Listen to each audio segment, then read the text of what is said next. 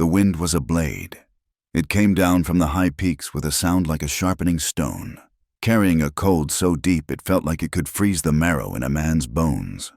The snow, falling for 3 days without cease, had buried the Arizona territory in a shroud of white, smoothing the sharp edges of the canyons and turning the mesas into great, featureless lumps.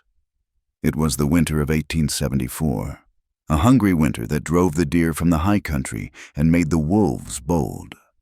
Eli Travers felt the cold in his teeth. He hunched his shoulders inside his heavy wool coat. The collar pulled up to his ears, but it did little good. The wind found every seam. His horse, a sturdy buckskin named Gideon, plodded onward with its head low, breath pluming in the frigid air. They were the only moving things in a world that had gone still and white. The supply run to Prescott had taken a week longer than it should have, and the flour and salt pork in his saddlebags felt like a poor reward for the misery. He was thinking of a fire, a cup of bitter coffee, and the simple, quiet solitude of his line shack miles ahead. His thoughts were on his brother. Jacob, they always were in this kind of quiet. He saw Jacob's grin, the way his eyes crinkled when he laughed. Then he saw the other thing, the dust, the blood, the arrow. The memory was a familiar ghost, one that rode with him on these long, lonely trails. It had been 6 years, but the bitterness was a hard stone in his gut that the years had not managed to wear away. It was the unnatural stillness that first caught his attention. Then, a flicker of movement down by the frozen creek bed, a place where the wind had scoured the snow thin against a line of skeletal cottonwoods. It was a patch of frantic, dark motion against the white. He pulled Gideon to a halt, his hand resting on the stock of the Winchester rifle in its scabbard. His first thought was a coyote, maybe a wounded one, but the shapes were too large, too numerous. He dismounted, the crunch of his boots loud in the silence, moving with a practiced quiet. He eased his way toward the lip of the creek bed, keeping a gnarled juniper between him and the movement.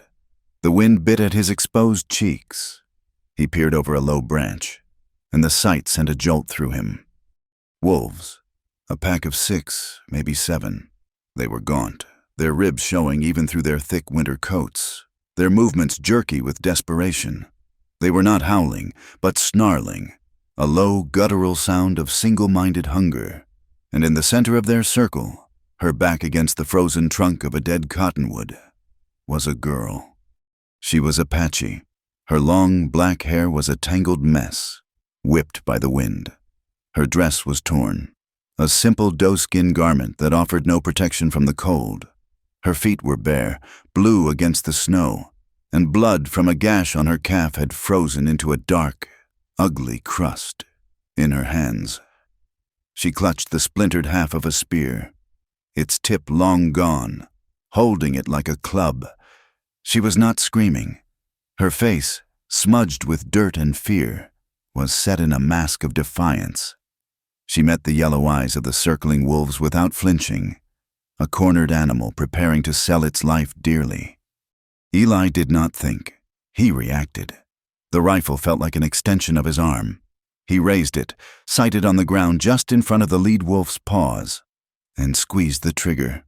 The crack of the shot was deafening, a brutal violation of the landscape silence. The bullet kicked up a spray of snow and frozen earth. The lead wolf yelped and jumped back. The others, startled and wary, broke their circle, their ears flat against their skulls. He worked the lever, chambering another round. He did not want to kill them. They were starving, same as everything else in this God-forsaken winter. He was not a man who killed for sport. He fired again, this time into the air. The sound echoed off the canyon walls. That was enough. The pack scattered, melting back into the trees, their gray forms disappearing into the falling snow like ghosts. Silence returned, heavier than before. The girl remained with her back to the tree, her dark eyes fixed on him now. The broken spear was still held tight in her hands. He saw the tremor that ran through her thin frame, a vibration of shock and cold that was almost too much for her body to contain. Then, Her eyes rolled back in her head, and she crumpled into the snow, a small, still heap. Eli swore under his breath and scrambled down the bank. He holstered the rifle and knelt beside her. Her skin was like ice. The cut on her leg was deep, and there were other scratches on her arms, likely from thorns and rocks. She was little more than a child, maybe 16 or 17 winters. He touched her neck, feeling for a pulse. It was there, a faint, thready flutter, as fragile as a trapped bird's wing. Leaving her here was a death sentence. The wolves would be back, or the cold would finish its work. He could not do it. He could not leave her. The irony was a bitter taste in his mouth. He, who had spent 6 years nursing a cold hatred for her people, was now her only chance. He remembered Jacob's face, and for a moment, he hesitated. Then he pushed the memory down, back into the dark place where it lived. This was not about that. This was about a human being freezing to death in the snow. He lifted her into his arms. She weighed next to nothing, a bundle of bones and cold skin. Her head lolled against his chest, her black hair falling across his arm. He carried her back to Gideon, who snorted and shied away from the unfamiliar scent. "Easy, boy," Eli murmured, calming the horse with his voice. There was no question of making it back to his own shack before nightfall, but he knew this area. About a mile north, tucked into a small, sheltered box canyon, was an old hunter's cabin. It was abandoned, but it had 4 walls and a roof, and a stone fireplace that likely still drew. It would have to do.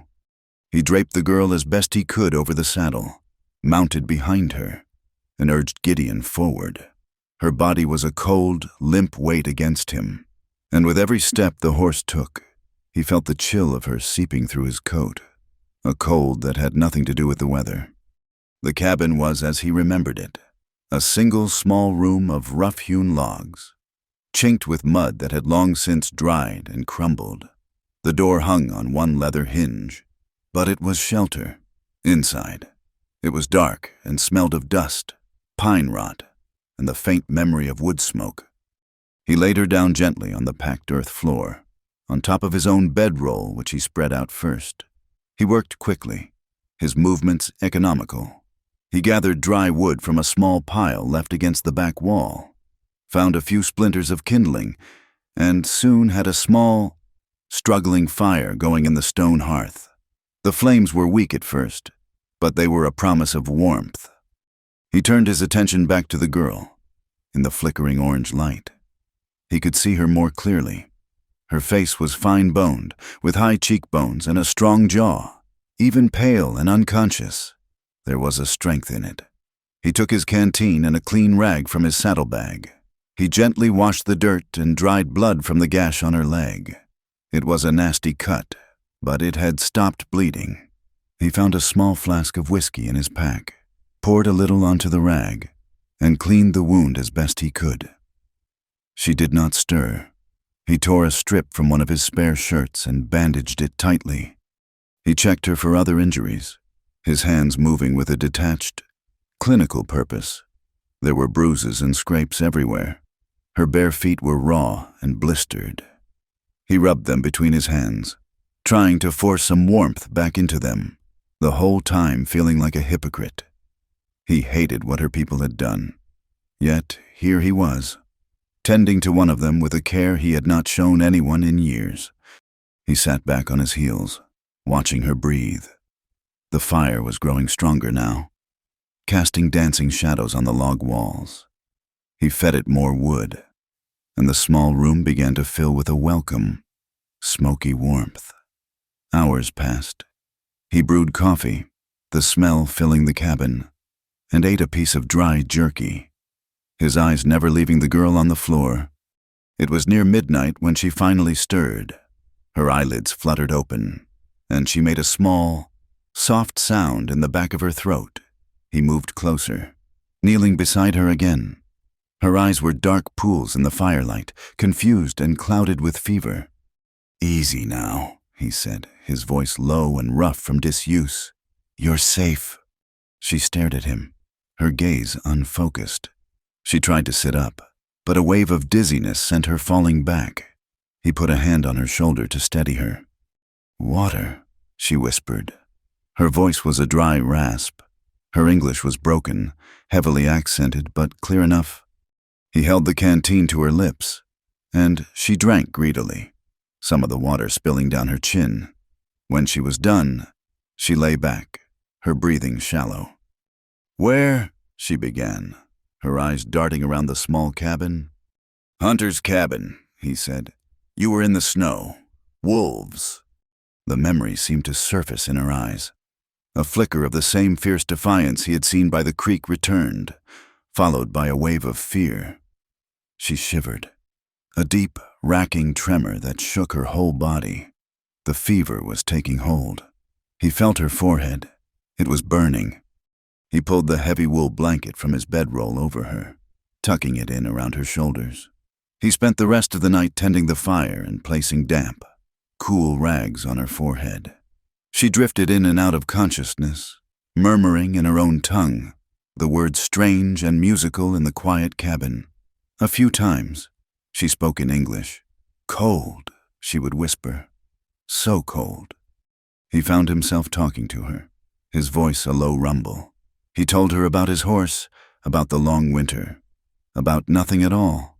He did not know if she could hear him, but the sound of his own voice seemed to keep the oppressive silence at bay. And with it, the ghosts of the past. Just before dawn, the fever seemed to break. The shivering subsided, replaced by a sheen of sweat on her skin. She was still weak, but her eyes were clearer when she opened them again. She looked at him, really looked at him this time, a long, searching gaze that made him feel strangely exposed. "You saved me," she said, her voice still weak but steady. He just nodded, uncomfortable with the intensity of her stare. "You should rest." He stood up, stretching his stiff limbs. "I'll head out at first light, find the nearest settlement, get a doctor. You need proper care." He turned to pack his things, but a small hand shot out and grabbed the fabric of his shirt. He looked down. She was holding on with a surprising strength, her knuckles white. "No," she said. He frowned. "You're not well. You need help." "You saved me," she repeated, her voice soft but insistent. Her eyes held his, and there was something in them he could not read, an ancient gravity that seemed far older than her years. "You're mine now." Eli stared at her, baffled. He thought it must be the fever returning, making her talk nonsense. He gave a short, humorless laugh. "You're delirious. Get some sleep." He tried to gently pull his shirt from her grasp, but she held on tighter. She pushed herself up onto one elbow, her face set with a seriousness that chilled him. "I am not delirious," she said, her voice gaining strength, each word sharp and clear. "The spirit saw. The land saw. You fought the Deathbringers for my life. It is the law of my people. A life saved is a life owned. You're mine now, Cowboy." He froze, the words hanging in the air between them. This was no fever dream. She meant it, every word. He looked into her dark, unblinking eyes and saw no madness, only a profound and unshakable conviction. He was a man who understood the simple laws of nature and survival, of branding irons and property lines. But this was something else entirely, a law from a world he did not know and did not want to know. He felt a sudden, sharp unease, a sense that in pulling her from the snow, he had stumbled into a trap far more dangerous than any pack of wolves. That night, the cold returned with a vengeance, and the small fire was their only defense against it. He gave her the bedroll and the blanket, taking a spot for himself on the hard-packed earth on the other side of the hearth. But after an hour of listening to the wind howl and her quiet, fitful shivering, he could not stand it. He moved his saddle over to act as a backrest and sat with his own blanket near her, close enough that the fire warmed them both. He did not expect her to move, but after a time, she shifted, crawling silently from the bedroll and huddling under her own blanket beside him. She did not touch him, not at first. They sat in silence, two strangers from warring worlds, sharing the warmth of a fire in a forgotten cabin. The air was thick with unspoken things. He could feel the weight of his own past, of Jacob's death, pressing down on him. He looked at her profile in the firelight, the straight line of her nose, the curve of her lips, and he felt a knot of anger and confusion tighten in his chest. He should have left her. He should have ridden on. Then she leaned against him. It was a slight movement, hesitant, her shoulder pressed against his arm, her head resting against his shoulder. He went rigid, every muscle in his body tensing. He could feel the trembling in her, a fine, constant vibration. But it was not from the cold. He knew that, somehow, the fire was warm. The cabin was no longer frigid. This was something else. He could feel the heat of her body through their layers of clothing, smell the faint, clean scent of her hair, like pine and winter air. He was acutely aware of her presence, of her softness against his hard, angular frame. It had been years since he had been this close to another person, years since he had felt a woman's touch. The feeling was startling, unwelcome, yet it stirred something deep inside him, something he thought had long ago died with his brother. He did not push her away. He did not move at all. He just sat there, staring into the flames, a war raging inside him, while the Apache girl trembled against his side, a silent declaration passing between them in the flickering darkness. Before the first hint of gray light touched the snow-covered land, she was awake. He had not slept. His mind a turmoil of guilt and a strange, protective instinct he refused to name. "I cannot go back," she said, her voice quiet but firm in the pre-dawn stillness. She had pulled away from him at some point in the night, and now sat wrapped in her blanket, her eyes watching him carefully. "Your people will be looking for you," he said gruffly, his voice raw. She shook her head, her black hair falling across her face. "My family is gone, killed by white men. I was running when the storm came." She paused, and when she spoke again, her voice was lower, filled with a stark finality. "If I go back to what is left of my band now, alone, they will say I am shamed. A woman who spends 2 nights with a man who is not her own. They will cast me out." He stared at her, the implications of her words slowly dawning on him. He was a simple man. He knew cattle and horses, drought and blizzard. He knew nothing of Apache customs. "That's foolish talk," he said, more to convince himself than her. "I did nothing. I saved you, that's all." "It does not matter," she insisted, her gaze unwavering. "They will see you, a white man. They will say I lay with you to survive, that I am unclean. I will have no husband, no family. I will be nothing." She looked down at her hands, then back up at him, her eyes pleading. "Unless you take me, unless you claim me as yours, then the debt is paid. The honor is saved."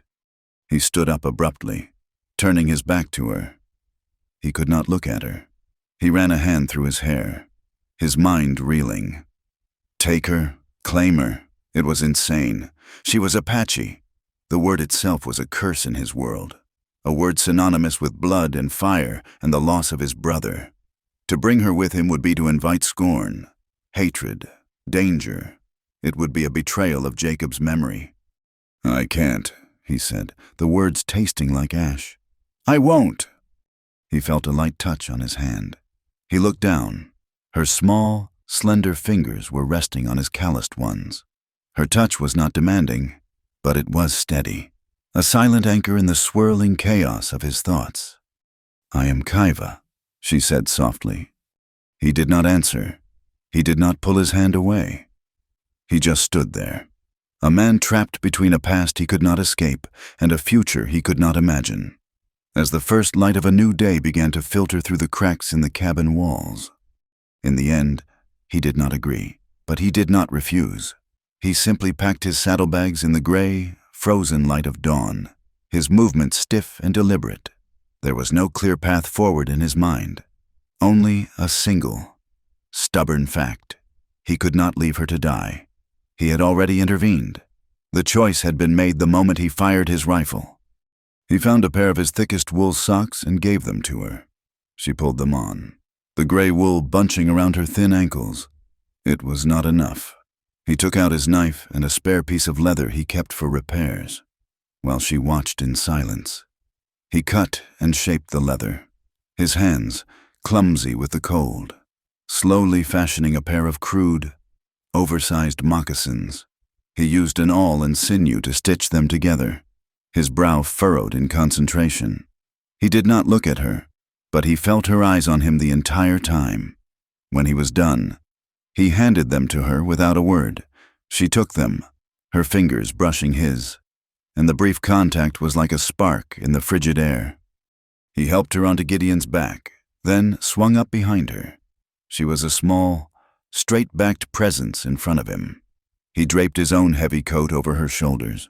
It swallowed her whole, the sleeves hanging far past her hands. But it was a shield against the wind. "The trading post at Sulphur Creek is 2 days' ride, if the snow allows," he said, his voice a low growl near her ear. It was the closest he could come to an explanation, to an acceptance of their shared path. She merely nodded, her body held rigid, and they set off into the vast, unforgiving whiteness. The world was stripped down to its essentials. The crunch of Gideon's hooves in the snow, the bite of the wind, the gray sky pressing down on the white earth. They rode for hours in silence, a silence that was not empty but filled with the weight of all the things they could not say. He was a wall of solitude, his posture unyielding, his face a mask of grim endurance. She was a quiet observer, her dark eyes taking in everything, the way he scanned the horizon, the set of his jaw, the gentle way his hands held the reins. At midday, they stopped in the lee of a rock outcropping that offered meager protection from the wind. He built a small fire with dry branches he pulled from beneath a snow-laden pine. He shared his jerky and hardtack with her. She ate slowly, methodically, as if savoring each tough, tasteless bite. He watched her from under the brim of his hat, this strange, silent girl who had declared him hers. He felt a profound sense of dislocation, as if he were watching a scene from someone else's life. The man he had been before the snowstorm would have ridden past that creek without a second glance. He would have left her to the wolves. The thought shamed him, and the shame angered him, and the anger was a familiar, bitter comfort. That night, they made a cold camp under a thick stand of firs. The snow fell again, soft, fat flakes that muffled the world in a fresh layer of silence. He laid out the bedroll for her close to the fire and took his own place on the other side with just a saddle blanket. He lay awake for a long time, the Winchester by his side, listening to the whisper of the falling snow and the soft sound of her breathing. He was guarding an Apache girl. The absurdity of it was a sharp, painful irony.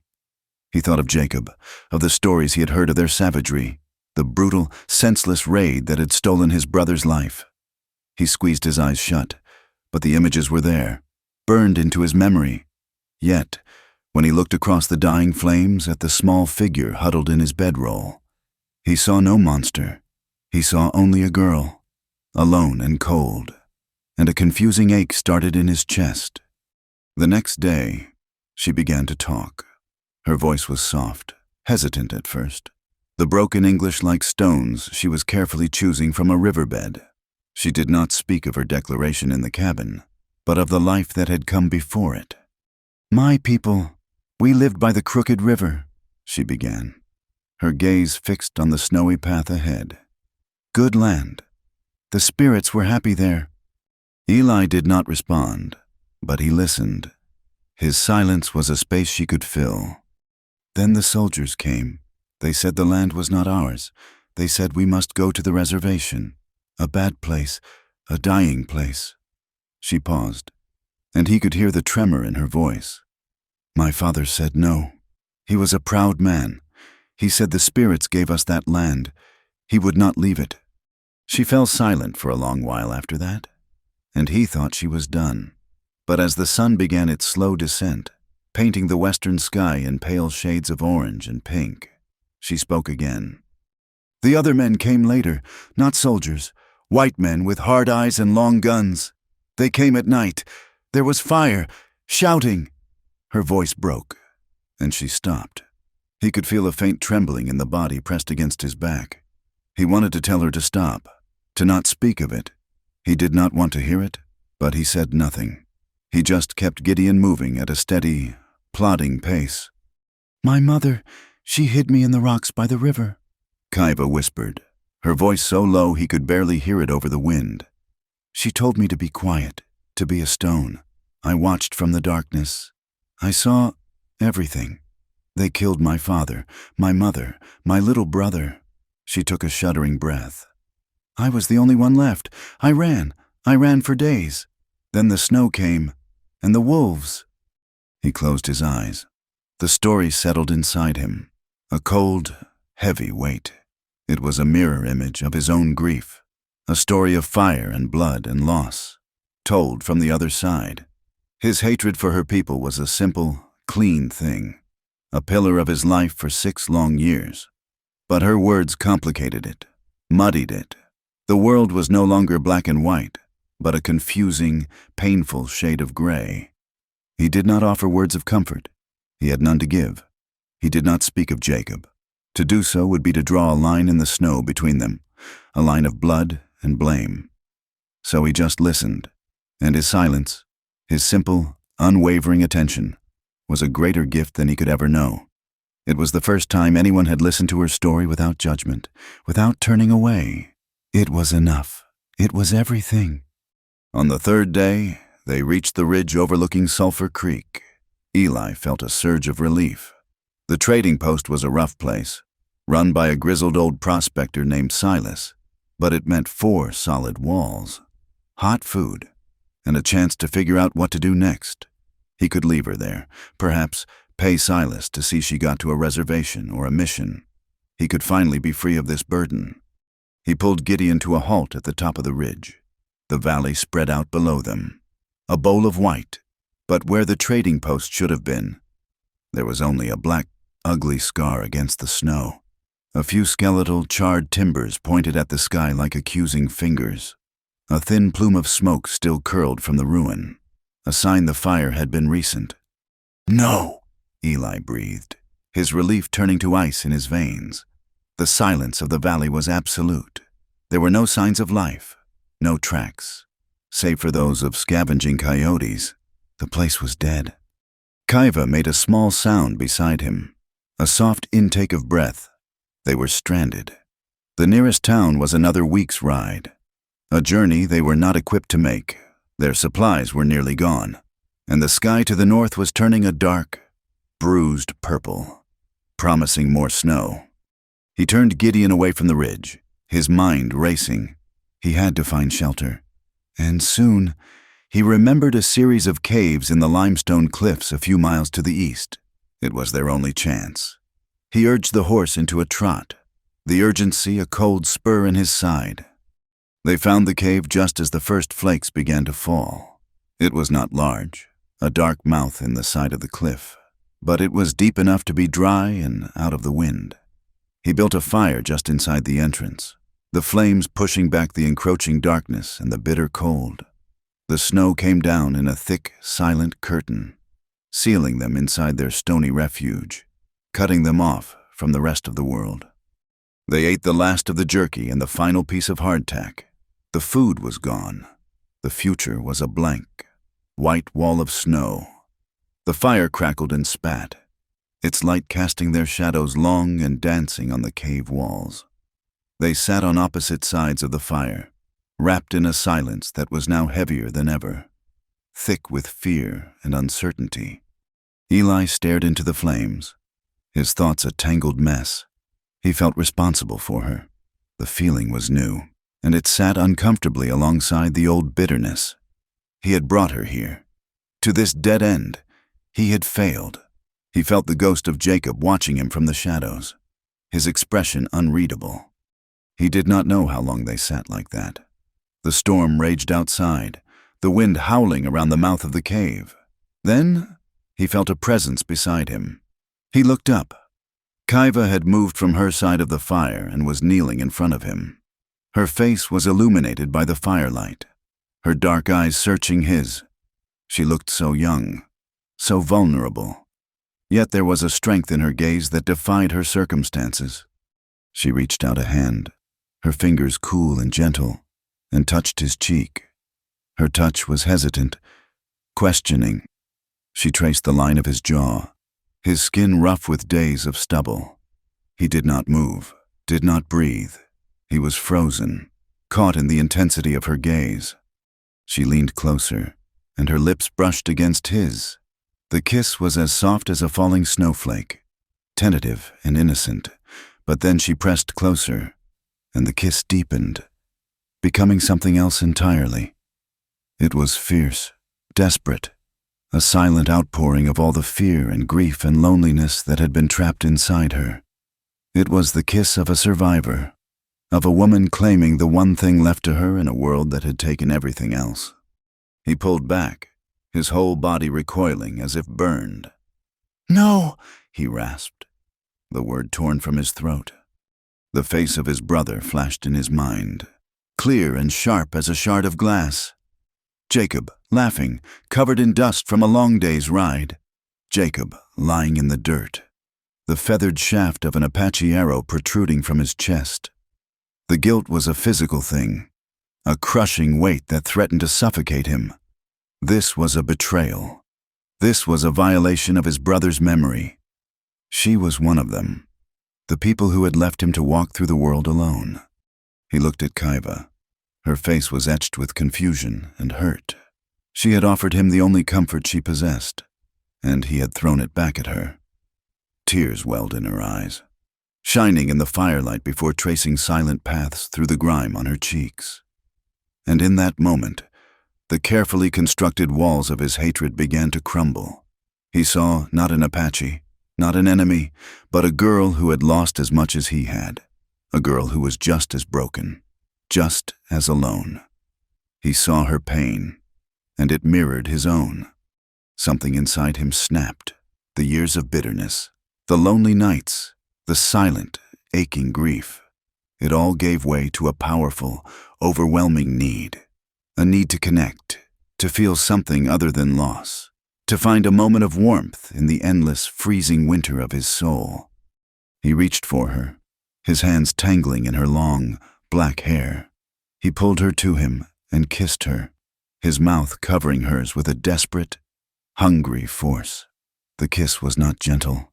It was raw and angry, and full of a pain that had no other outlet.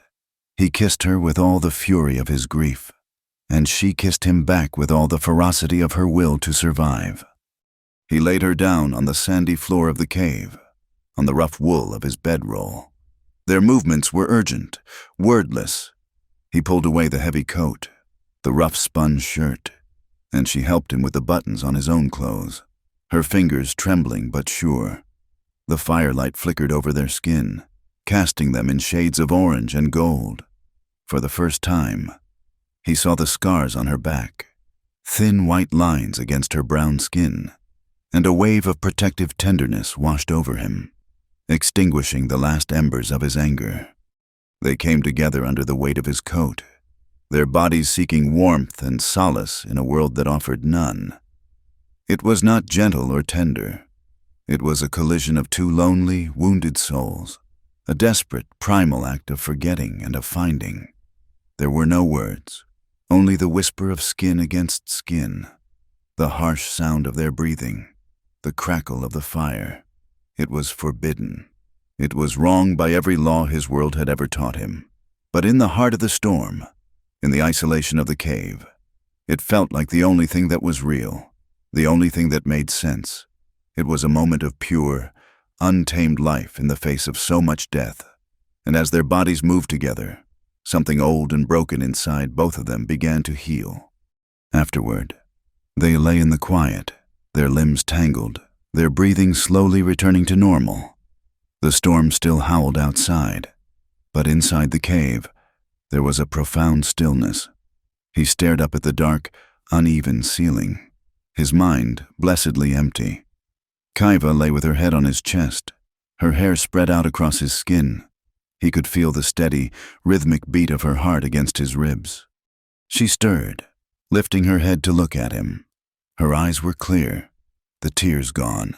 There was no shame in her gaze, only a quiet, solemn certainty. She reached up and touched his face again, her fingers tracing the lines of his lips.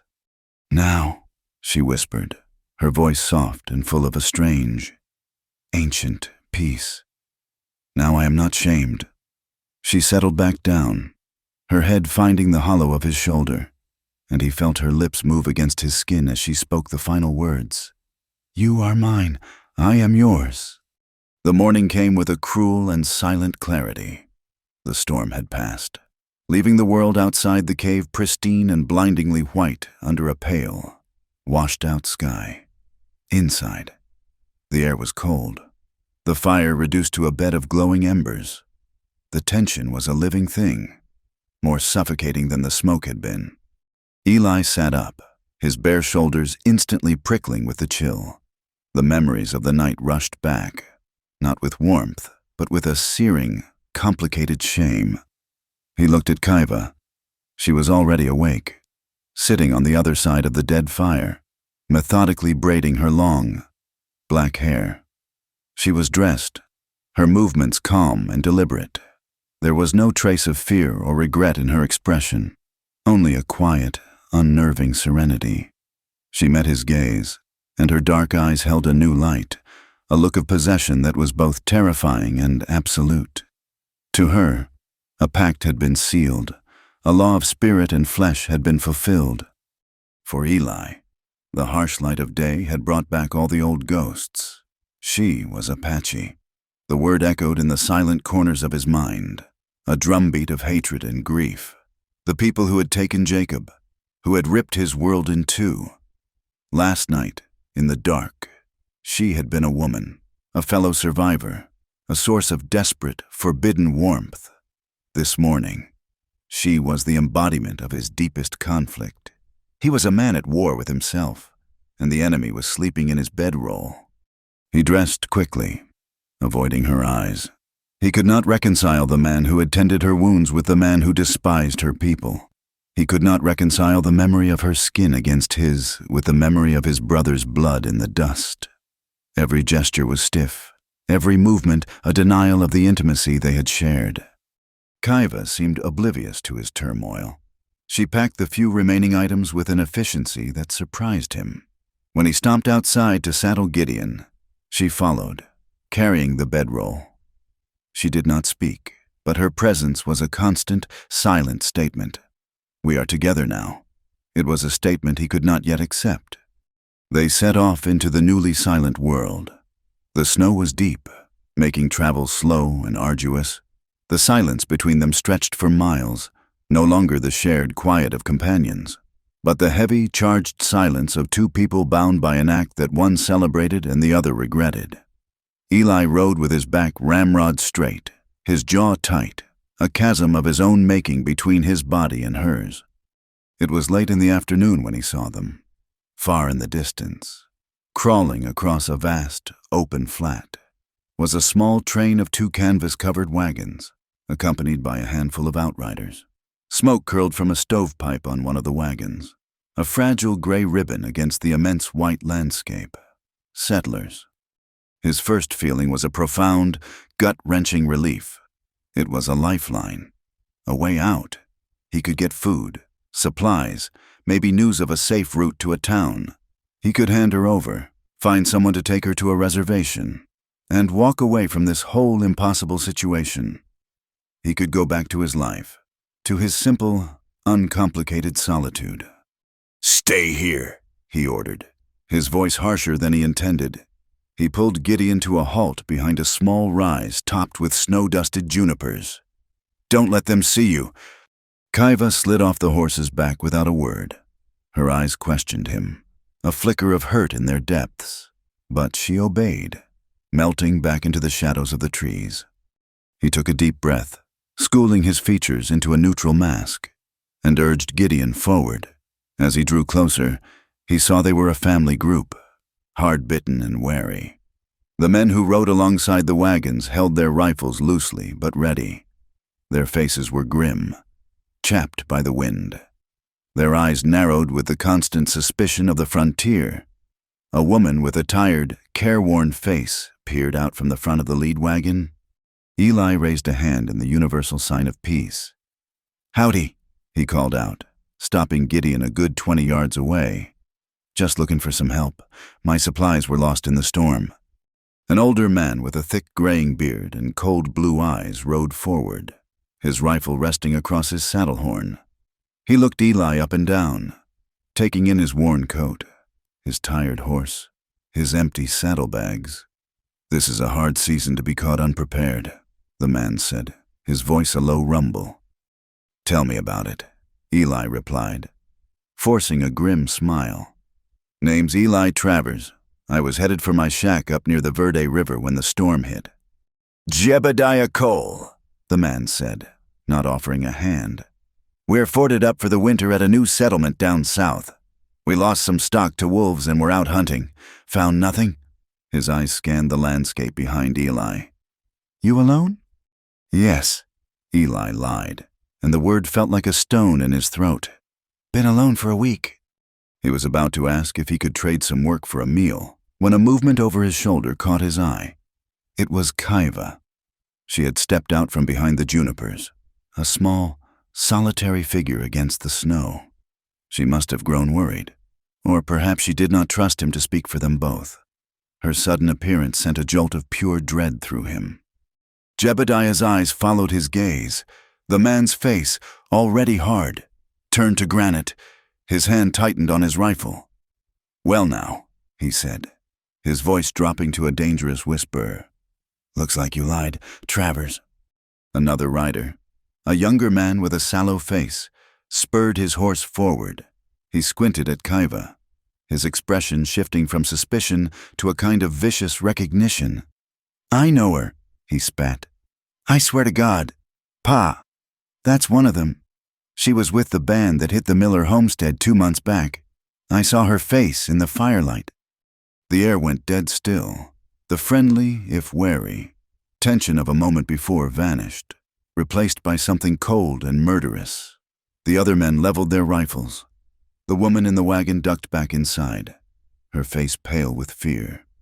"Now, hold on," Eli said, raising his hand slowly. "You're mistaken. She's been with me. She was lost in the snow. I found her." "Found her or captured her?" Jebediah sneered, his cold eyes boring into Eli. "Neither. I'm helping her." "Helping her?" The younger man laughed, a harsh, ugly sound. "She helped burn the Millers out, stole their horses, and left old man Miller for dead. She's a savage." Eli looked back at Kaiva. Her face was a stoic mask, but he could see the fear in her eyes. She stood her ground, her chin held high, but her hands were clenched into tight fists at her sides. He knew, with a certainty that chilled him to the bone, that the young man was either lying or mistaken. There was no malice in her, only a deep, abiding sorrow. He turned back to face Jebediah, his mind made up. The moment of decision had come, and there was only one path he could take. "She's under my protection," Eli said, his voice low and steady. He moved Gideon slightly, placing himself more fully between them and her. "Whatever you think she did, you'll have to come through me." Jebediah's face twisted into a mask of contempt. "So that's how it is. You're no better than them, lying with the people who slaughter good folk in their beds." He spat on the snow. "She's Redskin, Travers, and that makes you no better now? You're a traitor to your own kind." The words hit Eli harder than a physical blow. They were the very words his own conscience had been whispering to him all morning. But hearing them from this man, seeing the blind, ignorant hatred in his eyes, something inside Eli solidified. His guilt, his confusion, it all burned away, leaving behind a cold, hard certainty. He might be a traitor, but he would not be a coward. He would not hand her over to a mob. "Ride on," "Jebediah," Eli said, his hand dropping to rest on the butt of his own pistol. "Leave us be." For a long moment, no one moved. It was a standoff, a silent battle of wills under the cold, indifferent sky. Then Jebediah raised his rifle. Eli drew his pistol in a single, fluid motion. "Pa, don't!" the younger man yelled. But it was too late. Jebediah fired, not at Eli, but at the ground near Gideon's feet. The horse screamed and reared, panicked by the sound and the spray of snow. Eli fought to control the terrified animal, and in that moment of chaos, he yelled to Kaiva, "Run! Get to the horse!" He wheeled Gideon around, a wild, bucking turn, and galloped toward her. She was already moving, scrambling through the deep snow with a desperate agility. Another shot cracked through the air, whining past his ear. He leaned down, holding out his arm. She grabbed it, and he hauled her up behind him, her small body slamming against his back. He kicked Gideon into a desperate, flat-out run, heading for the cover of the broken canyon lands. A third shot rang out. This time, he felt it. A white-hot, searing pain exploded in his left thigh. It was like being kicked by a mule. His leg went numb, then began to burn with an agonizing fire. He gritted his teeth, slumping forward in the saddle, his vision tunneling. "Hold on!" he gasped, his voice tight with pain. He could feel her arms wrapped tightly around his waist, her face pressed against his back. He did not look back. He just rode, bending low over Gideon's neck, the thunder of the horse's hooves and the frantic, ragged sound of his own breathing filling his ears. The pain was a living thing, clawing at him, but he pushed it down, fueled by adrenaline and a single, overriding thought. He had to get her away. He had to get her to safety. They rode for what felt like an eternity, until the sounds of pursuit faded and the landscape of canyons and arroyos swallowed them whole. Only then did he allow Gideon to slow to a walk. The strength that had carried him this far drained away in a sudden, sickening rush. The world began to sway, the edges of his vision turning gray. "Eli," Kaiva's voice was a panicked whisper in his ear. "You are bleeding." He found a small, hidden hollow, a place where the wind had carved a sheltered space beneath an overhanging rock. He practically fell from the saddle, his wounded leg collapsing under him. The pain was a blinding, all-consuming wave. Kaiva was at his side in an instant. She helped him drag himself into the shelter, her small frame surprisingly strong. Her face was pale, her eyes wide with fear, but her hands were already at work, tearing at the leg of his trousers. The denim was soaked through with a dark, ugly stain. She ripped the fabric away, her breath hissing between her teeth at the sight of the wound. The bullet had torn a ragged path through the muscle on the outside of his thigh. It was bleeding freely, the snow beneath him turning a sickening crimson. For a moment, she seemed frozen, overwhelmed. Then, she took a deep, shuddering breath, and a new resolve settled over her features. She looked at him, her eyes meeting his, and he saw in them not a frightened girl, but a woman of immense, hidden strength. She was the survivor again, and now, he was the one who needed saving. She worked with a focused intensity that amazed him. She took his knife and cut a strip from the hem of her own doeskin dress to make a tourniquet, tying it tightly above the wound to slow the bleeding. She rummaged through his saddlebags, her hands moving quickly, pulling out his small sewing kit and the flask of whiskey. "This will hurt," she said, her voice soft but steady. She poured a stream of whiskey directly into the wound. Eli cried out, his body arching in agony as the alcohol burned like fire. He gripped the frozen ground, his knuckles white, as waves of nausea washed over him. Through a haze of pain, he watched her thread a needle with sinew, her movements precise and unwavering, though he could see the fine tremor in her hands. She stitched the wound with small, tight stitches, her brow furrowed in concentration. Each pull of the needle sent a fresh jolt of agony through him, but he bore it in silence. His jaw clenched so tight he thought his teeth would crack. When she was finished, she bandaged the leg tightly with a strip of cloth torn from his spare shirt. The sun began to set, plunging the world into a deep, cold purple. The pain in his leg settled into a dull, throbbing ache. But a new enemy was rising within him, the fever. A deep, penetrating chill began to creep into his bones, and soon he was shivering uncontrollably. Kaiva built a small fire, its warmth a feeble defense against the encroaching cold. She covered him with the bedroll and his coat, but he could not get warm. He drifted in and out of a delirious haze, the world a swirling vortex of pain and disjointed memories. He was back on that dusty patch of ground. 6 years ago, the sun was hot on his face. The air smelled of gunpowder and blood. "Jacob," he moaned, the name a broken thing on his lips. "Jacob, I'm sorry. Should have been me." He thrashed, caught in the grip of the nightmare. He felt a cool hand on his forehead, a gentle pressure that tried to soothe him.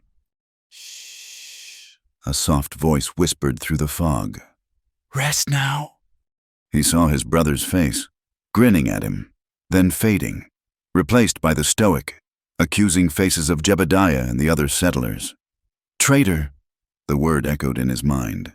He had betrayed his brother. He had chosen one of them. Jacob. He was not fully aware of Kaiva, but he felt her presence, a constant, watchful warmth beside him. He did not see the tears that streamed silently down her face as she listened to his fevered ramblings. She sat by his side all through the long, dark night, wiping his brow with a damp cloth, murmuring soft words in her own language, words of comfort and healing that he could not understand, but that his tormented spirit seemed to hear. At one point, in a moment of brief lucidity, he felt her lean close, her lips near his ear. Her voice was a soft, aching whisper, filled with a sorrow that matched his own. "You do not have to forget him," she said, her English careful and deliberate. "But do not hate all of me for what some did." The words pierced through his delirium, a moment of profound and gentle truth in the midst of his pain. Then, the darkness claimed him again.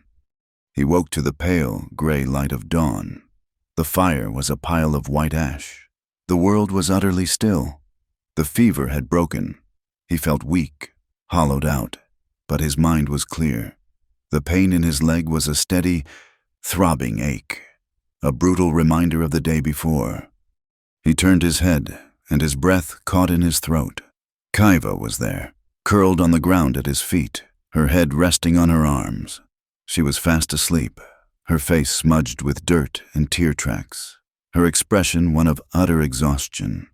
One of her hands rested on his bandaged leg, a light, protective touch. She had stayed awake all night, keeping watch, guarding him from the cold and the darkness, just as he had once done for her.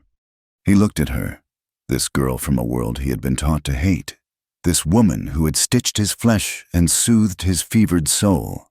And for the first time, he did not see an Apache. He did not see an enemy, or a burden, or a symbol of his brother's death.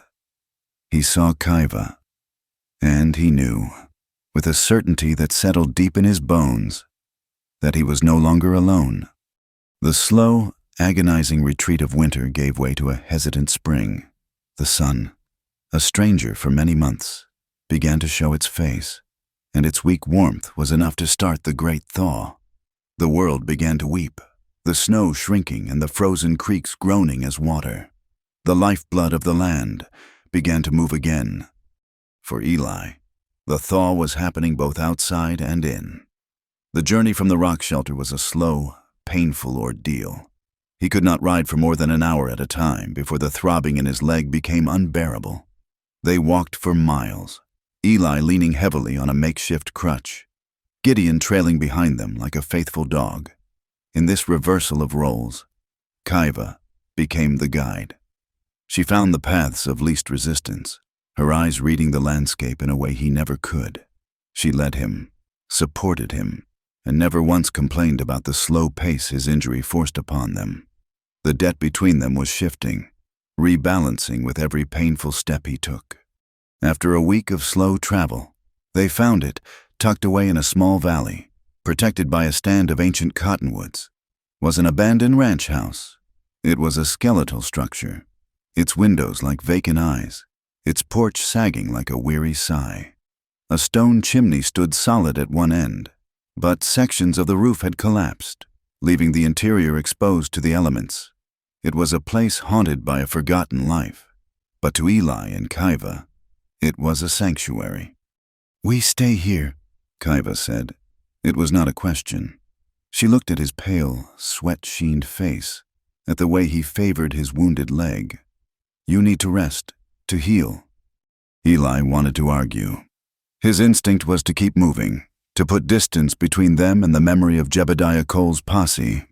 But he was exhausted, the pain a constant, grinding companion. He looked at the simple, solid lines of the house, at the promise of a real roof over his head, and he could not find the strength to refuse. He nodded, a single, weary gesture of assent. And so, they began to build a life from the scraps of someone else's. It was a fragile, tentative existence, constructed one day at a time. The first week, Eli did little more than lie on his bedroll near the stone fireplace, which Kaiva had painstakingly cleared of debris. He watched her work, a constant, silent presence. She was a whirlwind of quiet industry. She used his axe to chop firewood from a fallen cottonwood. She found early spring greens and bitter roots that he would have overlooked, adding them to the rabbits she snared with traps made from Gideon's spare rigging. She was a creature of this land, and she knew its secrets. His leg healed with an agonizing slowness. The wound, stitched by her steady hands, no longer bled, but a deep, angry infection had set in. For days, he was lost to a recurring fever, and she was his anchor to the waking world. She bathed the wound with cool water from the nearby creek. She brewed a bitter, steaming tea from willow bark that brought his fever down. He would wake in the middle of the night, his body slick with sweat, to see her silhouette by the fire, watching over him. In those quiet, feverish hours, the last of his resistance washed away. He was utterly dependent on her, and in that vulnerability, he found not shame, but a strange and humbling peace. As his strength returned, their life took on a new rhythm, a shared purpose. Their biggest project was the roof. He taught her how to split shingles from a fallen pine, and together, they climbed onto the rickety structure to patch the gaping holes. They worked side by side, their movements slowly falling into a comfortable, unspoken synchronicity. He would hold a shingle in place, and her hand would be there with the hammer and nails. Sometimes their fingers would brush, and a jolt of awareness, of the memory of the cave, would pass between them. But this was different. This was not the desperate, frantic coupling of two wounded animals. This was the slow, steady work of building something together. In the long, quiet evenings, as the scent of rabbit stew filled their small, reclaimed home, their bond deepened in ways that had nothing to do with touch. It was built on trust. She began to teach him her language. It started with simple things. She would point to the fire and say, "Ko." She would hold up a piece of bread and say, "Ba." He was clumsy at first, his tongue thick and unfamiliar with the sounds. But he tried. The effort, the simple act of trying to understand her world, was a gift. "Ndi," she said one evening, her voice soft as she looked into the fire. "It means the people." He repeated, the word feeling strange and significant in his mouth. She smiled, a rare, brilliant thing that lit up her whole face. Yes. He, in turn, began to share his world with her. He showed her how to clean and oil his Winchester, how to load the cartridges, how to sight down the long, steel barrel. At first, she was hesitant, her hands recoiling from the cold metal. To her, it was a symbol of the violence that had destroyed her family. "It is a tool," he explained, his voice patient. "Like a knife or an axe, It can be used for good or for evil. It is the heart of the person who holds it that matters. He took her out to the edge of the valley and set up a tin can on a fence post. He stood behind her, his body pressing against hers, his arms coming around to guide her hands. "Just breathe," he murmured, his breath warm against her ear. "Squeeze the trigger. Don't pull it." The rifle was heavy and awkward in her arms, but she held it steady. He could feel the tension in her shoulders, the slight tremor in her hands. He placed his hand over hers, his fingers curling around her smaller ones. The intimacy of the moment was profound. He was placing his trust, his power, in her hands. He was teaching her the very skill that his world used to subjugate hers. She fired. The recoil slammed the rifle butt back against her shoulder, and she cried out in surprise. But the tin can flew off the fence post, spinning through the air. A look of astonishment, followed by a fierce, bright pride, dawned on her face. She looked back at him over her shoulder, her eyes shining, and in that moment, the last of the walls between them crumbled into dust. Their life was not easy. There were days when the silence was heavy, when the ghosts of their pasts sat with them by the fire. He would see a darkness pass through her eyes, and he knew she was thinking of her family. And sometimes he would find himself staring at the horizon, a familiar, bitter ache in his chest. And he knew Jacob was there with him. But they learned to navigate these silences, to give each other the space for their private grief. And slowly, imperceptibly, their shared present began to feel more real, more solid than their separate pasts. One afternoon in late April, the sky turned a bruised, heavy gray. The air grew thick and still, charged with an expectant energy. Then the rain came. It started as a gentle patter on their newly repaired roof, then swelled into a thunderous downpour. Great. Booming claps of thunder shook the small house, and flashes of lightning lit up the darkened valley. Eli stood in the doorway, watching the storm. The rain was a cleansing, life-giving force, washing the last of the winter's grime from the land. He smelled the rich, clean scent of wet earth and sage. He turned, expecting to see Kaiva by the fire, but she was gone. He looked out into the storm and saw her. She was in the middle of the meadow, her head thrown back, her arms outstretched to the sky. She was barefoot, her doe-skin dress plastered to her body, her long, black hair a streaming banner behind her. She was dancing. It was not a rehearsed dance, but something wild and free and utterly elemental. She spun and leaped, her feet stomping on the muddy ground, her movements a joyous, defiant prayer to the storm. He watched, transfixed. He saw not an Apache girl, not a savage, not a reminder of his loss. He saw Kaiva. He saw a spirit as untamed as the lightning, a heart as resilient as the land itself. He saw a beauty so profound it stole the breath from his lungs, the last of his fear, the fear of being seen with her, of what Jebediah Cole had called him, of what his own family might say. It all washed away in that moment, rendered meaningless by the simple, powerful truth of her joy. He did not think. He walked out of the house, into the pouring rain. The cold drops plastered his shirt to his skin, but he barely felt them. He walked into the meadow, his boots sinking into the soft earth. She stopped dancing when she saw him, her chest rising and falling with her exertions, her face shining with rain and wonder. He went to her and took her face in his hands. He looked into her eyes, and she looked back into his. And in that gaze, everything was said. He was no longer a man torn in two. He was whole. He was hers.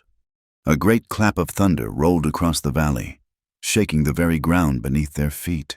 He laughed, a real, unburdened laugh that seemed to come from a part of himself he thought had died with Jacob. He leaned down and kissed her, and she kissed him back, her lips cool from the rain. It was not the desperate kiss of the cave, nor the hesitant kiss of discovery. It was a kiss of pure, unadulterated joy, a kiss of acceptance, a kiss that tasted of rain and freedom. They clung to each other, laughing under the thunderclouds. Two solitary souls who had found their home not in a place, but in each other. Their idyllic sanctuary was shattered a week later. A lone rider, a courier carrying mail on the long route from Santa Fe to Prescott, passed through the valley. He was surprised to find the old ranch house inhabited, but he was a man who had learned not to ask questions.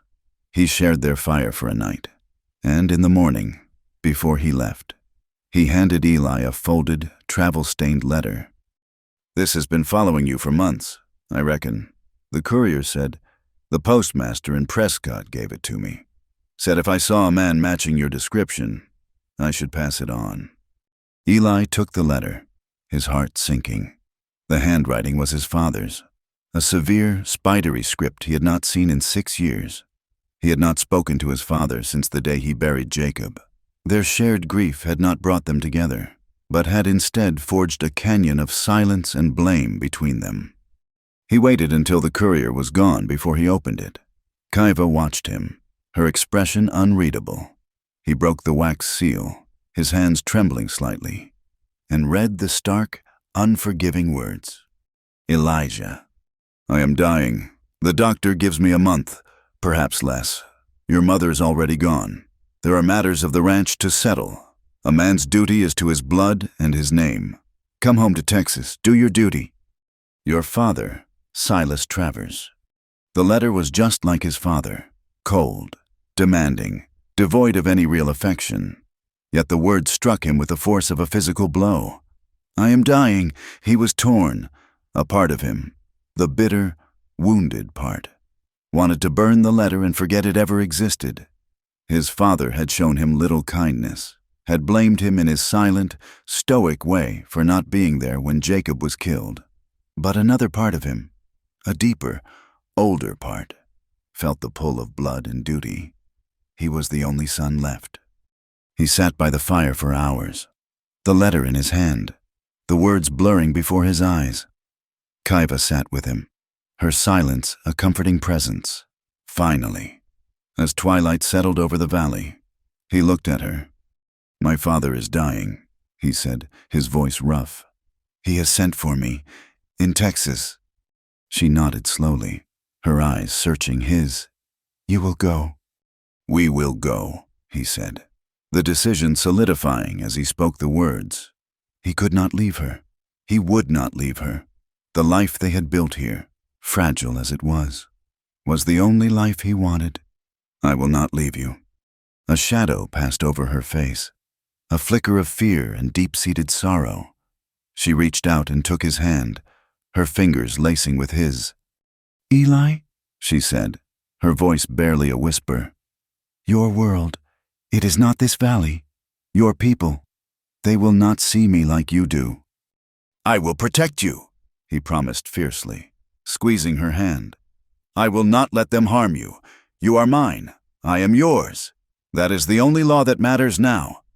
She looked at him, her love for him warring with the hard-won wisdom of her life.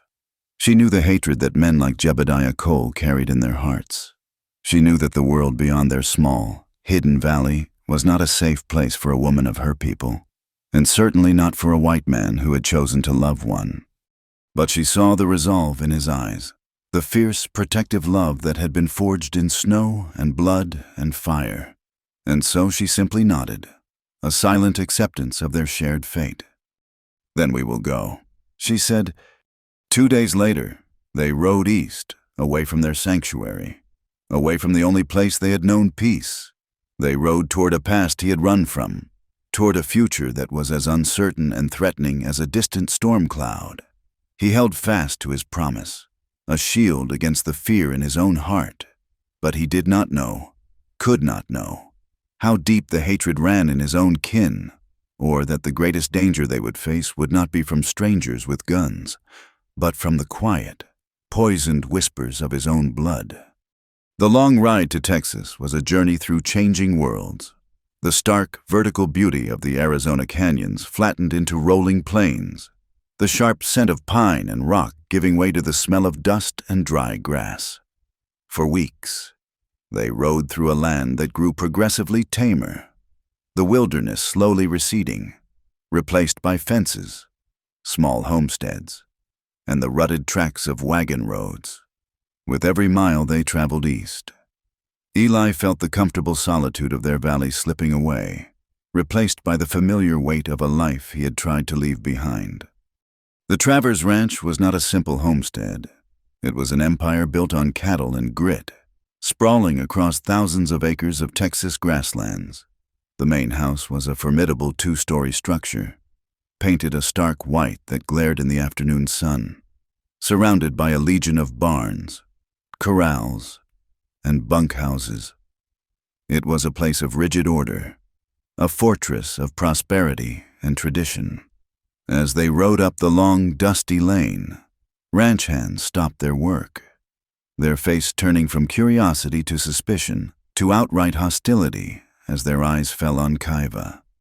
A silence fell over the place, a heavy, judgmental quiet that was more unnerving than any threat. Eli felt Kaiva's hand tighten on his arm. He looked at her, saw the stoic mask she wore, a shield against the volley of stares. He had promised to protect her, but he was already failing. He was bringing her into the heart of the enemy camp, and the enemy was his own family.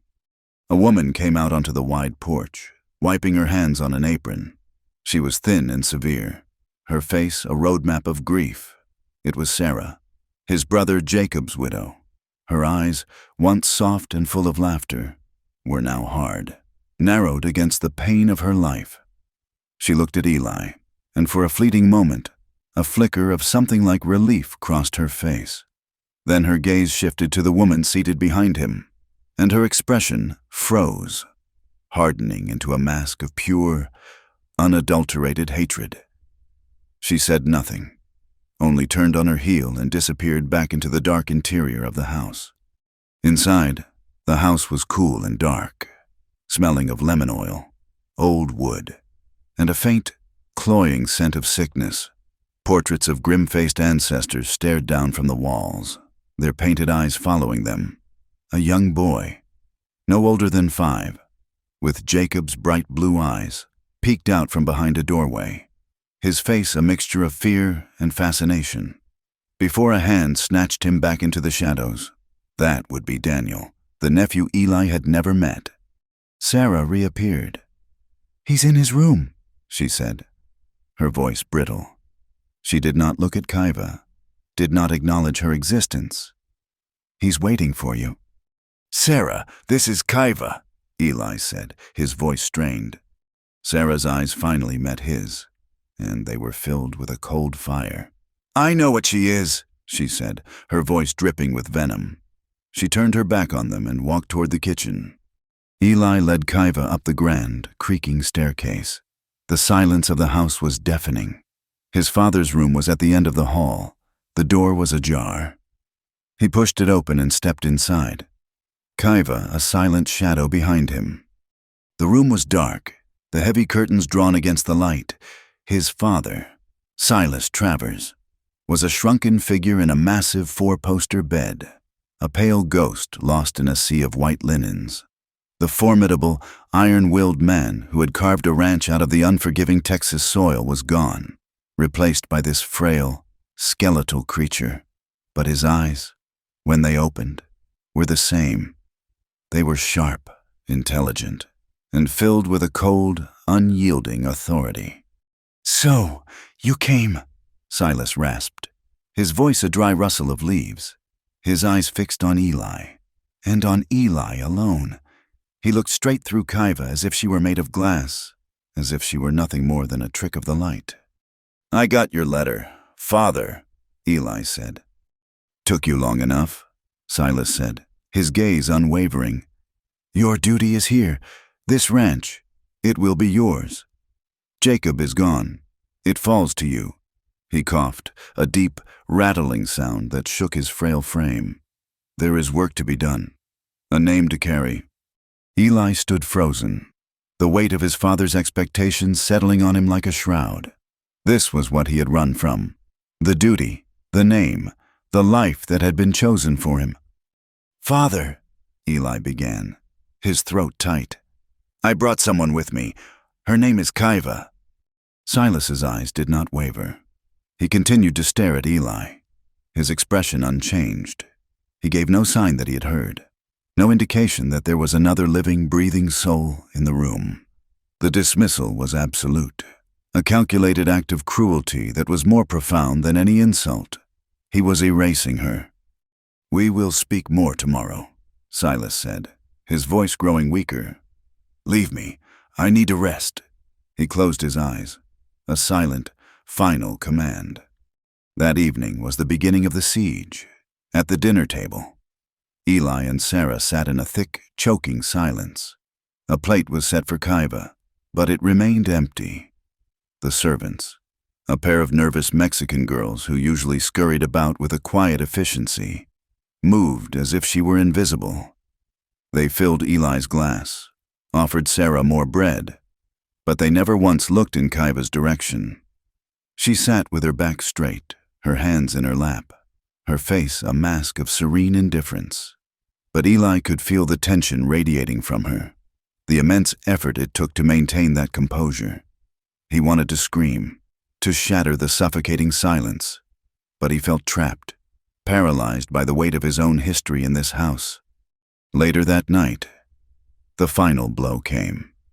Sarah stood in the doorway of the room Eli had been given, his old room, the one he had shared with Jacob as a boy.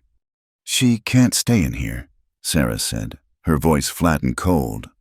"She's with me," Eli said, his anger finally finding its voice. Sarah stepped into the room, her eyes blazing with a grief that had curdled into pure rage.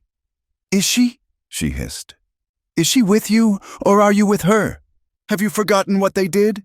Have you forgotten your own brother, lying dead in the dirt, killed by her people for a few stolen horses?" "She wasn't there. Sarah, she had nothing to do with it." "It doesn't matter!" Sarah's voice rose, cracking with unshed tears. "They are all the same, savages, and you bring one of them into this house, into his house. You let her sleep in his brother's room." She took a step closer, her face contorted with a pain that was terrible to see. "Tell me, Eli, do you lie with the people who killed your brother?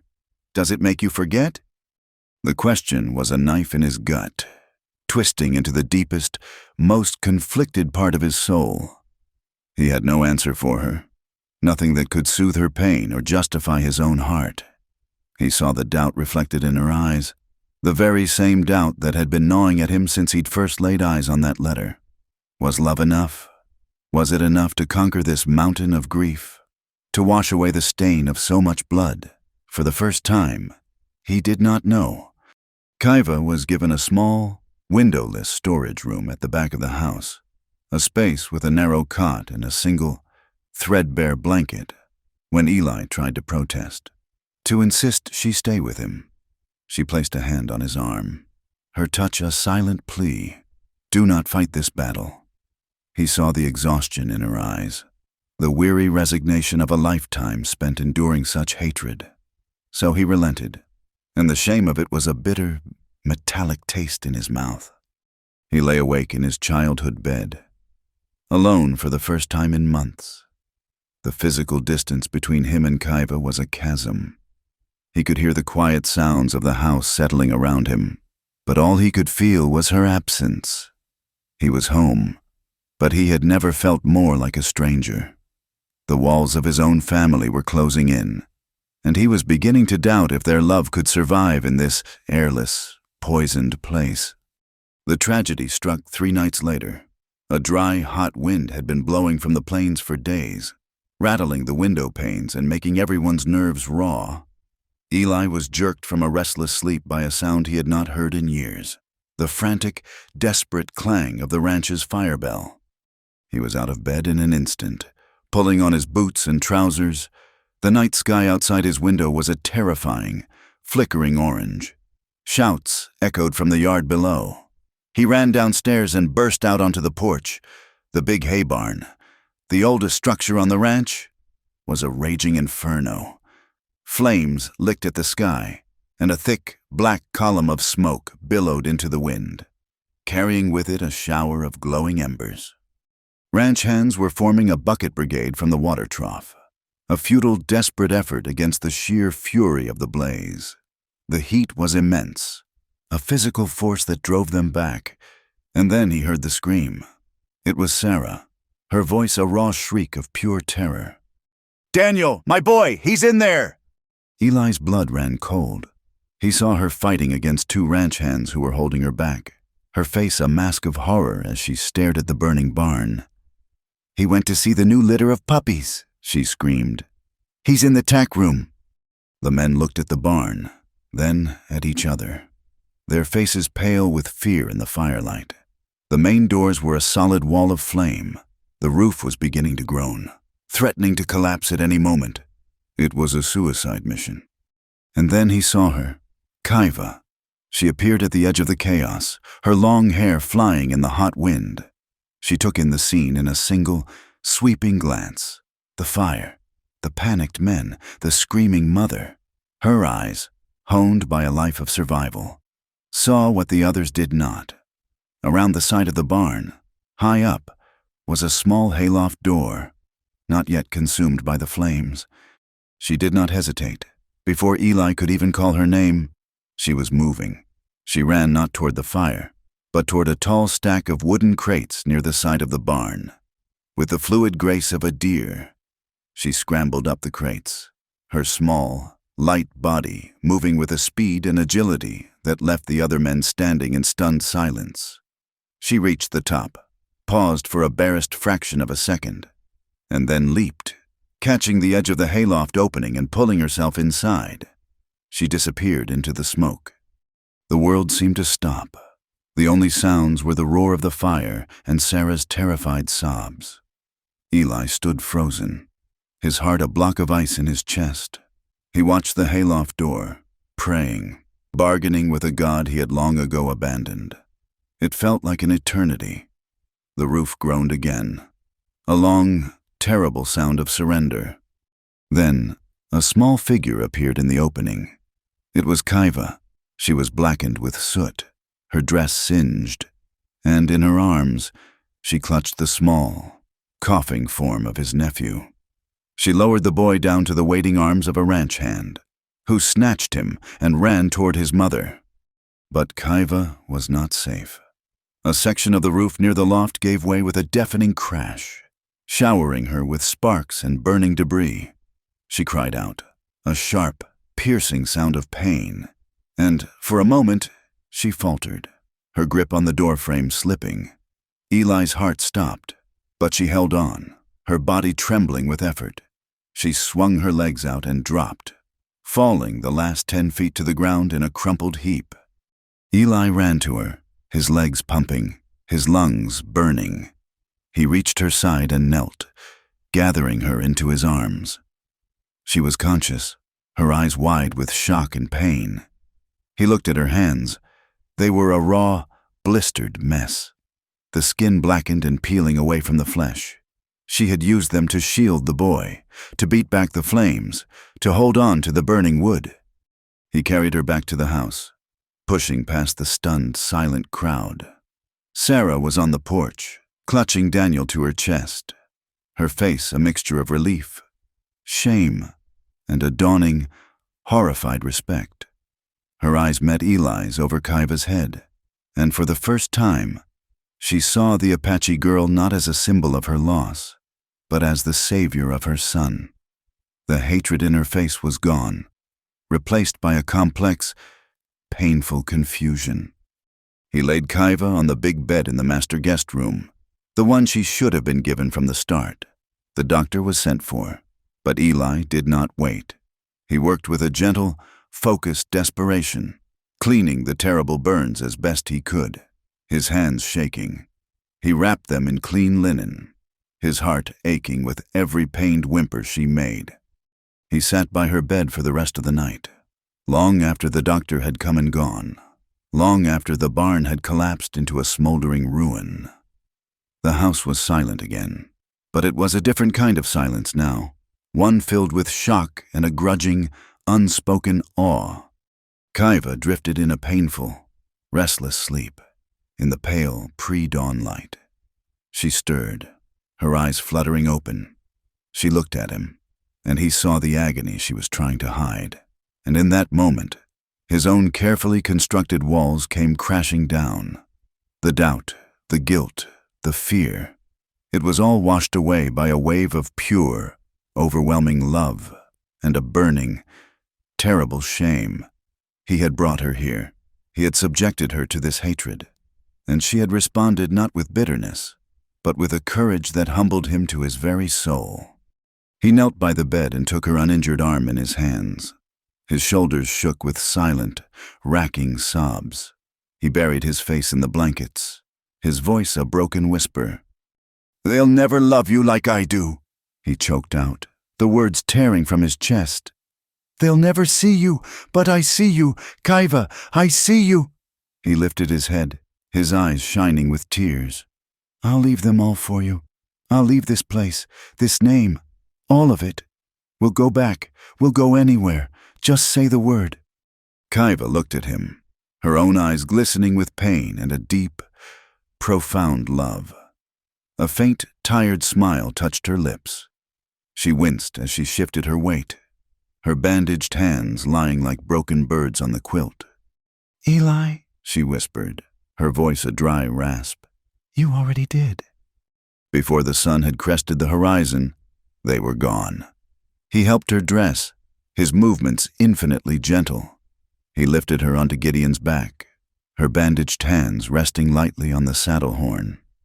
He did not say goodbye to his father. He did not speak to Sarah, who watched from a window, her face pale and unreadable. He simply turned his back on the big, white house, on the inheritance, on the name, on the ghost of his brother that haunted its halls. He mounted his own horse, and together they rode west, with no destination, no plan, and nothing left in the world but each other. The journey west was a mirror image of their first ride together, but this time, the world was not a canvas of hostile white snow, but a vibrant tapestry of green and gold. Spring had fully arrived, and with it, a sense of rebirth that echoed in Eli's own soul. He was no longer a man running from his past, but a man riding toward a future he had chosen. Kaiva's hands, still healing and wrapped in clean linen, rested on the saddle in front of him. Her burns were a constant, painful reminder of the world they had left behind, a world of judgment and fire. But with every mile that passed, the weight of that world seemed to lift, replaced by the clean, boundless air of the open range. They rode back into the familiar, rugged country of the Apache, the land of crooked rivers and sheer canyon walls. This was her home, and as they crossed into it, Eli felt a subtle shift in her. The quiet, watchful tension she had carried in Texas fell away. Her back was straighter, her eyes brighter. She was a plant returning to its native soil. For Eli, it was the opposite. He was the stranger here, the outsider. The land itself seemed to watch him with 1,000 unseen eyes. He was a white man in a place where white men were known only as invaders and destroyers. Yet, he felt no fear. He had made his choice. His home was not a place on a map, but the woman who rode before him. Kaiva led him to a small, hidden encampment of her people, the scattered remnants of her band who had survived the soldiers and the settlers. They were a proud, wary people, their faces etched with loss. They looked at Eli with suspicion, their hands never far from their knives. He stood beside Kaiva, meeting their gaze without aggression, his posture one of quiet respect. He was not here to conquer or to change. He was simply here to be with her. She sought out the band's elder, a man named Nantan, whose face was a beautiful, intricate web of wrinkles, each line a story of a long and difficult life. He sat by a small, smokeless fire, his eyes clouded with age but sharp with an enduring wisdom. He listened without interruption as Kaiva told her story, her voice soft but clear in the quiet afternoon air. She spoke of the wolves, of the cabin, of the journey. She spoke of the cave and the fire at the trading post. She spoke of the long ride to the white man's world, of the hatred in their eyes, and of the barn that had burned. She spoke of how Eli had stood for her, how he had been wounded for her, and how he had turned his back on his own blood and his own inheritance for her. When she was finished, a long silence fell, broken only by the whisper of the wind through the pines. Nantan did not look at Eli. He looked only at Kaiva. "You have walked a hard path, little sister," he said finally, his voice a dry, reedy sound. "The man saved your life. You claimed his. He has honored the claim. He has shed his own skin and wears none in its place. He is a man with no people." He finally turned his ancient eyes toward Eli, and his gaze was so intense it felt as if he were peering directly into his soul, weighing every truth and every lie he had ever known. "Your bond," the old man said, turning back to Kaiva, "is not blessed by the traditions of the tribe. It was not made with the sanction of your family or our ceremonies. In the eyes of our law, it is not a true union." A shadow of pain crossed Kaiva's face. Eli felt a surge of anger, a protective instinct to pull her away. To tell the old man his blessing meant nothing, but he held his tongue, forcing himself to remain still, to honor her ways. Nantan raised a thin, gnarled hand. "But our laws were made for a world that is dying. The spirits work in ways we do not always understand. Your bond was forged in snow and fire. It was sealed in blood and sacrifice. It is not blessed by tribe, but perhaps," he said, his voice dropping to a whisper, "it is blessed by the Great Spirit. Live your life. Be true to the bond you have made. That is all the blessing any soul can ask for in these dark times." Eli stood beside her in the heavy silence that followed, a profound sense of peace settling over him. He did not need the tribe's blessing. He did not need anyone's acceptance but hers. He was a man with no people, and in that moment, he realized he was finally, truly free. He chose her, and in choosing her, he had chosen himself. Months passed, turning the vibrant green of spring into the sun-scorched gold of summer. They did not stay with the band, but found their own place, a small, defensible parcel of land on the edge of a great canyon. Below them, a river snaked through the deep gorge, a constant source of life. Together, with their own hands, they built a modest home. It was not a grand house like his father's, but a simple, sturdy cabin of stone and timber, with a sod roof and a wide porch that faced the rising sun. It was more home than any place he had ever known. Their life settled into a rhythm that was both new and ancient. Kaiva, her hands now healed into a tapestry of pale, silvery scars, found her purpose.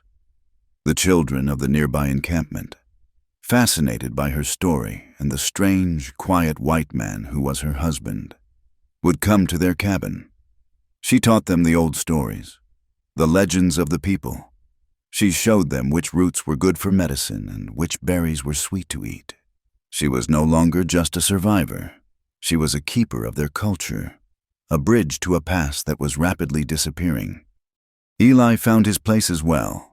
He traded fairly with the scattered settlers and prospectors in the territory, men who cared more for the quality of his furs than the color of his wife's skin.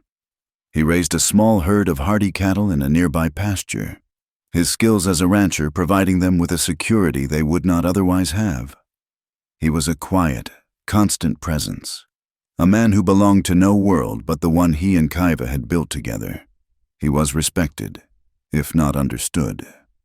He was the Apache girl's white man, a strange and solitary figure who asked for nothing but to be left in peace. But peace was a fragile commodity in that time and place. Whispers began to drift in from the east, carried by traders and fearful travelers. Whispers of a new wave of violence, of a rising tide of hatred, in a raw, new mining town 100 miles away. Prospectors had taken the law into their own hands. They spoke of keeping the territory pure, of a white man's land for white men. They had dragged a Cherokee man and his white wife from their cabin and hanged them from a cottonwood tree. They had burned the homes of 2 other mixed families, driving them out into the wilderness. The whispers of war had returned.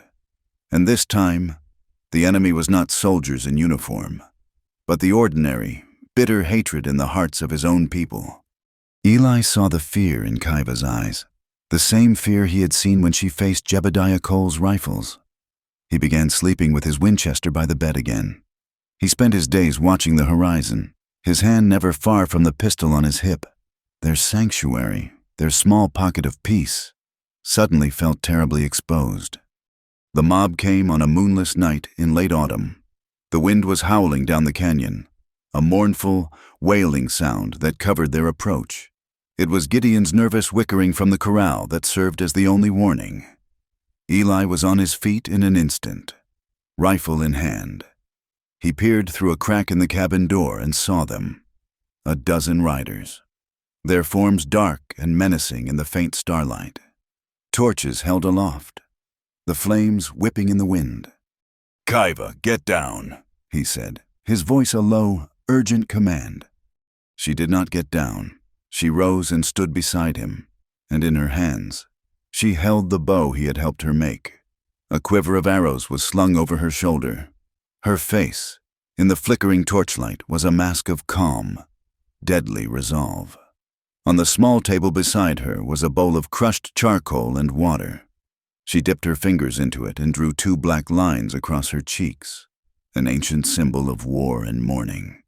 In that moment, she was not the frightened girl by the frozen creek, but the daughter of a warrior, ready to defend her home. "You will not face them alone," she said, her voice steady. A man rode forward from the group, a big bearded man with a shotgun resting in the crook of his arm. "Travers," he yelled, his voice rough. "We know you're in there, and we know you've got that redskin squaw with you. This is decent folks' territory now. We don't want her kind here, and we don't want race traitors like you. Send her out, and we'll let you live." Eli worked the lever on his Winchester. The sound a loud, definitive click in the tense silence. "You're on my land," he shouted back, his voice carrying over the wind. "Turn around and ride away, and no one gets hurt." A ripple of angry laughter went through the mob. "Brave words, Travers," the leader yelled. "But there's one of you, and a dozen of us." "He is not one," Kaiva's voice called out, clear and ringing like a bell. "He is with me, and this is the land of the Ende. You are the trespassers here. Leave now, or your spirits will wander this canyon forever." Her words, spoken with such authority, seemed to startle the men, but their drunken courage and their deep-seated hatred quickly won out. The leader raised his shotgun. "Enough talk," he roared. The world exploded in a chaos of fire and sound. A shotgun blast ripped through the cabin door, sending splinters flying. Eli fired back, not aiming to kill, but to drive them back. A man screamed as his torch was shot from his hand. Kaiva was a silent, deadly wraith by the window, loosing arrow after arrow with a speed that was terrifying. Another man cried out, clutching his shoulder where an arrow had found its mark. The night was filled with the crack of rifles, the hiss of arrows, and the angry, terrified shouts of men. Eli and Kaiva moved as one, a seamless, practiced dance of defense. They were hopelessly outnumbered, but they were defending their world, and they fought with the ferocity of cornered wolves. Eli was reloading by the door when a bullet tore through the wall beside him, showering him with wooden splinters. He felt a sharp, searing pain in his side, and looked down to see a dark stain spreading across his shirt.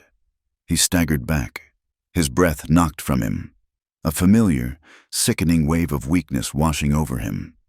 He sank to one knee, the rifle slipping from his grasp. Kaiva was at his side in an instant, her face a mask of fury and fear. "Eli, I'm all right," he gasped, pressing a hand to the wound. "Just keep fighting." She looked from his pale face to the men advancing on the cabin, their courage bolstered by his fall. A terrible primal cry rose from her throat, a sound of pure, undiluted rage. She pushed him behind her, planting her feet over his wounded body. She drew another arrow, her movements swift and sure, and stood framed in the shattered doorway, a lone, defiant figure against the encroaching darkness. The mob hesitated, momentarily stunned by the raw, protective fury in her stance. The bearded leader raised his shotgun again, a cruel grin on his face. "It's over now, squaw," he sneered. She drew the bowstring back to her cheek, the arrow aimed squarely at his heart. Her voice, when she spoke, was not a plea, but a curse, a declaration of absolute, unbreakable ownership that echoed with the power of the land itself. "You will not take what is mine!" she screamed, her voice tearing through the wind and the firelight. The men stopped. They stared at her, at the warrior's paint on her face, at the deadly point of the arrow, at the fierce, unwavering fire in her eyes. And they saw not a frightened woman, but something more. They saw a force of nature, an embodiment of a spirit as ancient and untamable as the canyon itself. They looked at the wounded man on the floor behind her, and they understood that she would die to protect him, and that she would take many of them with her into the darkness. It was not fear that made them back away. It was awe. Awe at a love so fierce it had become a weapon. Awe at a bond so powerful it seemed to radiate from her like heat. The bearded man slowly lowered his shotgun. He looked at his men, then back at the unmoving figure in the doorway, and he shook his head. He turned his horse without another word and rode back into the night, the others, their courage broken by a power they could not comprehend, followed him, their torches casting long, retreating shadows until they were swallowed by the darkness. Epilogue. Many years passed. The world outside their canyon changed. The territories became states, the railroads came, and the last of the wars were fought and lost. But in their small corner of the world, time seemed to move differently. The cabin was still there, its stone and timber weathered to a soft, silver gray, looking as if it had grown from the earth itself. An old man with a slight limp and a face carved by sun and time sat on the porch, his gnarled hands expertly braiding a leather rope. His hair was the color of winter snow, but his eyes, when he looked up, were still clear and sharp. A woman came out of the cabin, her own hair a long, silver braid down her back.